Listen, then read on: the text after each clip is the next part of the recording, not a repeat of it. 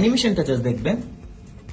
এটা হচ্ছে touch sensitive একটা বাটন। দেখেন সর্বোচ্চ আপনি 100 ওয়াটের আউটপুট পাবেন। এটা হচ্ছে 100% অরিজিনাল অ্যাঙ্কারের একটা 100 ওয়াটের অ্যাডাপ্টার। ভাই ধরলেই বুঝবেন যে এটা প্রিমিয়াম লেভেলের একটা জিনিস। এখানে টাইপ সি পোর্ট পাবেন দুইটা, একটা ইউএসবি এ আর সিঙ্গেল পোর্টে অর্থাৎ টাইপ সি যে কোনো পোর্টে আপনি 100 ওয়াটের আউটপুট পাবেন। একটা স্যামসাং ফোনের সাথে কানেক্ট করেছি আর হিলিয়াম হিরো 2 তে কানেক্ট করবো। এটা খুবই ম্যাসিভ একটা জিনিস। তো এটা অ্যানিমেশনটা জাস্ট দেখবেন।